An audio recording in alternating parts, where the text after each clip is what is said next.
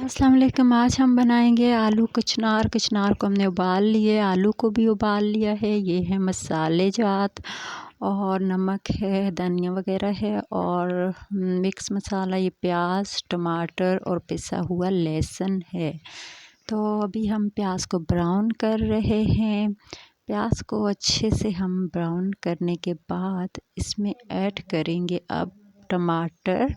और टमाटर में हमने हरी मिर्च को काट लिया है। तो अब हम इसमें टमाटर को अच्छे से मिक्स करेंगे, अच्छे से गलाएंगे।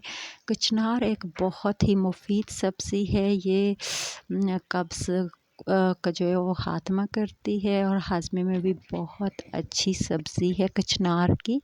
अब हम इसमें थोड़ा सा पानी ऐड करेंगे ताकि टमाटर अच्छे से गल जाएं, क्योंकि टमाटर घी में आसानी से नहीं गलता है।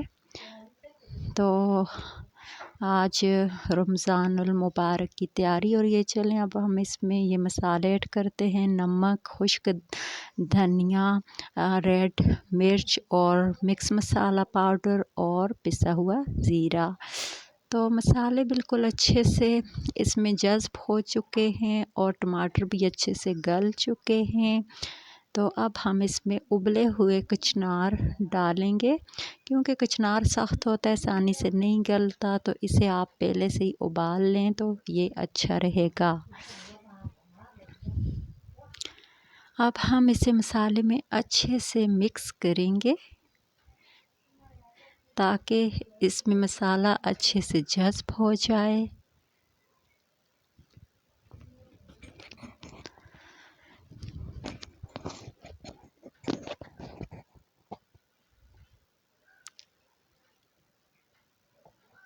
अब हम इसको कवर कर लेंगे 5 मिनट के लिए।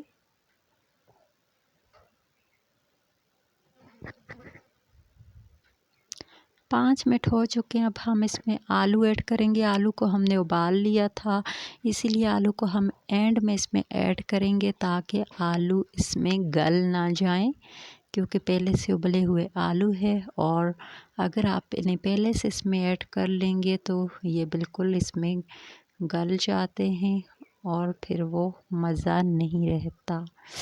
अब हम इसको फिर से कवर करेंगे 5 मिनट के लिए।